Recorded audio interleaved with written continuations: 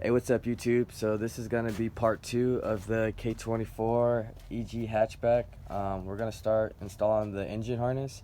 So what we gotta do is take the battery out, and then we're gonna take out the tray. It's three 12 millimeter bolts, and that'll give us access to basically to get back here to drop in the harness through the back, so we can feed it to the ECU where its original spot is. And then we're gonna take this off as well, get that prepped so we can put the EP31 on there. And then I'll probably go ahead and throw the throttle body, clean this all up, throw the throttle body on there, and start getting this thing wired up. I'll probably start showing you guys how to do the hybrid racing harness conversion as well. So I'm gonna go ahead and get started, and I'll get back to it.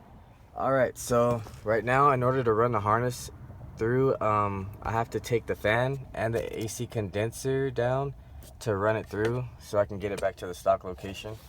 As you can see, there's some bolts right there. There's a long one up there. That's the main one for the AC condenser. Make sure you take that one off, because if you don't, it's going to be really hard to drop it down, because that's a really secure bolt. You're going to need a pretty long extension for it as well too. There's a couple bolts down here that are some 10s, and there's one right there in the corner right there. You got to drop down for this one. Don't forget that. And then after I run the harness through, I'm going to get the hybrid racing one, and we'll go ahead and run that and start running that through so we can get the gauge cluster to work. So I'm gonna go ahead and knock that out. Alright, so I got my engine harness ran through. So we got our two main plugs. Those go into the ECU, and then this is gonna go into the conversion harness. And as you can see, this is our conversion harness right here. So this is just gonna link up to this right here. And then the other one coming from the conversion harness goes to the ECU. So I'm gonna get that unraveled up, get this wired in, so we can kind of have everything pre-wired as far as getting ready to start and everything. So I'm gonna go ahead and connect that, go through the instructions, and let you guys know what wires I tapped into as far as into the stock harness. So I'm gonna get to that and we'll get back to it. Alright, so we're back. We got the main wires we're gonna be wiring up, which is the fuel pump, the ELD, and the MIL light. And then you have your charging light as well. So let's start with the plug. We get the fuel pump, which is going to be connector A. Alright, so connector A, A7, is going to be going to your fuel pump on your hybrid harness. And then you have basically you got the A13. That's going to be your MIL check engine, so that'll go to that wire. And then you're gonna go to the D plug, which is this one right here, and you're gonna take a D, I believe that's D10, which is this wire right here, and you're gonna connect that to your ELD.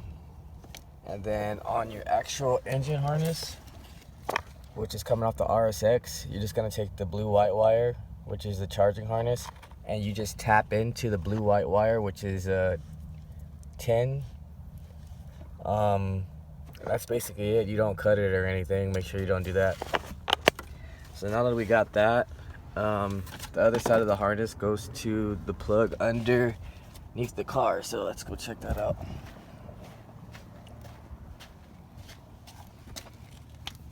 Alright, so this is the other plug that we have. That's basically gonna connect like starter and other stuff. So that goes up here. See it, it's all the way up there. So that connector I'm gonna disconnect and connect this plug to it. And then these other wires are gonna be for brake fluid, fan, and temperature. So fan, I have to find the actual wire on here. I think it was like wire tucked or something. So I will find that, and I'll show you how to hook up the brake and temperature sensor when I get the sensor here. So I'll probably do that later on in the part video series. So maybe like part 3 or 4, I'll show you guys when I'm basically finishing all up. So I'm gonna go ahead and knock that out and start on the fuel rail next so I can start plugging everything in, and then I'll start showing you guys how to do the charge harness. So I'm gonna go ahead and get to that. Alright, so now I got the wiring harness on the driver's side plugged in. I went and got the fuel rail on there now, and I plugged in my injectors. So I got that going. I was gonna start the charge harness, but I want to install the alternator and have everything first. So I went along and just installed the shift linkage. So I got that in there. We're gonna see how this thing feels. So this is a shifter. It's a K-tuned full bolt-in shifter. It's pretty crisp actually. Not too bad. I like this one compared to the just bolt-in one from the bottom. It's a little bit smoother. So yeah, I got that in. That's basically gonna be kind of the end of this video. Still got some other stuff I gotta work on, so, and I gotta go get some more stuff for this car to complete it. I need to get an intake for it. Slave cylinder's coming probably today, and basically finishing up the wiring. I gotta get the belt for the serpentine and axle seals. So after I get the axle seals, I'll be able to throw on the half shaft, axles, and then I'll throw the headers on. I did do the rear mount also. To kind of give you guys a tip, it's always better to throw in the rear mount first. It just makes it easier. If you do the side ones, it makes it real complicated, and like it took me like a good 30 minutes just to take it all back apart and try to reassess the rear mount. So I got that in there as well, so that's on there. So yeah, that'll basically be the conclusion of this video.